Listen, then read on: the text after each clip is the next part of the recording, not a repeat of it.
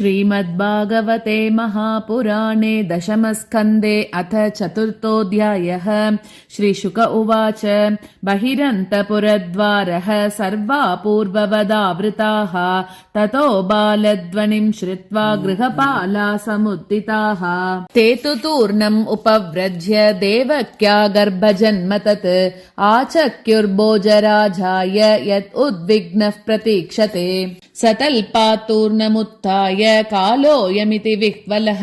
सूती गृहमगात्तूर्णम् प्रस्खलन्मुक्तमूर्धजः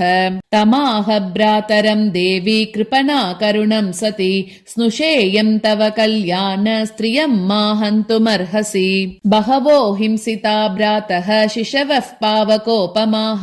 त्वया दैव निःसृष्टेन पुत्रिकैका प्रदीयताम् नन्वहं ते हि अवरजा दीना हतसुता प्रभो दातुमर्हसि मन्दाया अङ्गे मां चरमां प्रजाम्। श्रीशुक उवाच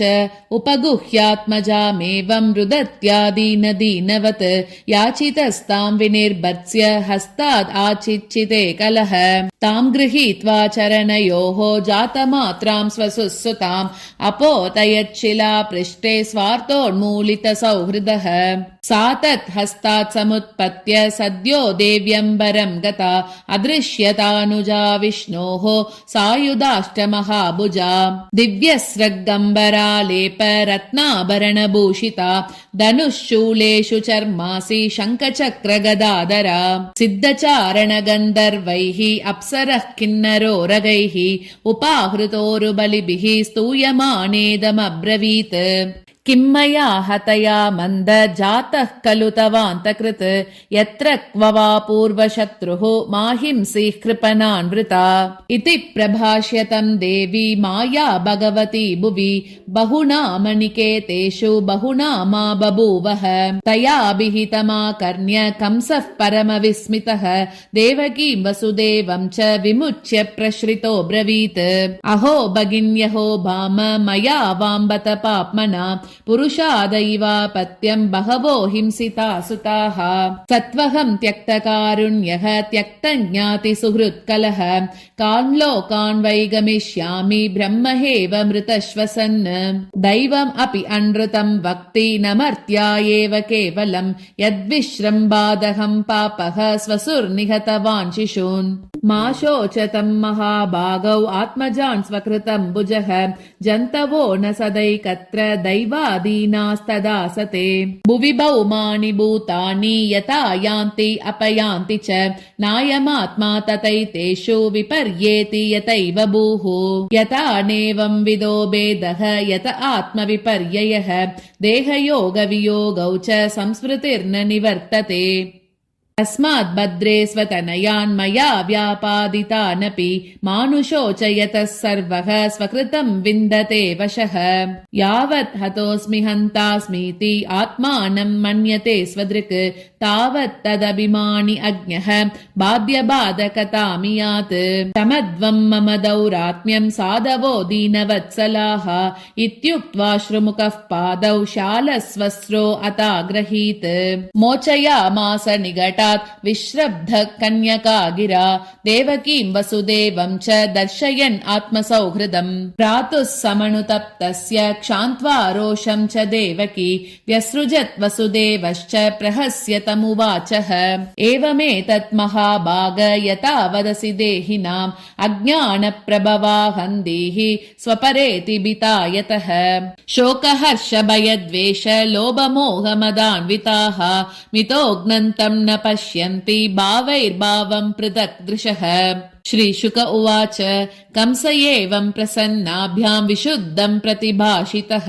देवकी वसुदेवाभ्याम् अनुज्ञात अविशद्गृहम् तस्यां रात्र्यां व्यतीतायां कंस आहूय मन्त्रिणः तेभ्य आचष्ट तत्सर्वं यदुक्तं योगनिद्रया आकर्ण्य भर्तुर्गदितं तमूचुर्देवशत्रवः देवान् प्रतिकृतामर्षा दैतेया नातिको विदाः एवं चेत्तर तर्हि भोजेन्द्र पुरग्रामव्रजादिषु अनिर्दशान्निर्दशांश्च हनिष्यामोऽद्य वैशिषून् किमुद्यमैः करिष्यन्ति देवा समरभीरवः नित्यमुद्विग्नमनसः जागोषैदनुषस्तव अस्य तस्ते शरव्रातैः हन्यमाना समन्ततः जिजीविषव उत्सृज्य पलायनपराययुः केचित् प्राञ्जलयो दीनान्यस्तशस्त्रादिवौकसः मुक्तकच्चशिका केचित् भीता स्म इति वादिनः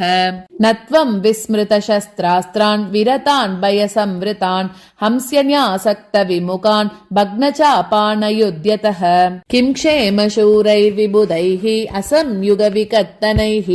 रहोजुषा किं हरिणा शम्भुना वावनौकसा किमिन्द्रेण अल्पवीर्येण ब्रह्मणा वा तपस्यता तथापि देवा सा पत्न्यात् नोपेक्ष्या इति मन्महे ततस्तन्मूलगणने नियुङ्क्ष्व अस्माननुव्रतान् यथा मयोऽङ्गे समुपेक्षितो नृभिः न शक्यते रूटपदचिकित्सितुं यदेन्द्रियग्राम उपेक्षितस्तथा रिपुर्महान् बद्धबलो न चाल्यते मूलं हि विष्णुर्देवानां यत्र धर्मः सनातनः तस्य च ब्रह्मगो विप्राः तपो यज्ञा सदक्षिणाः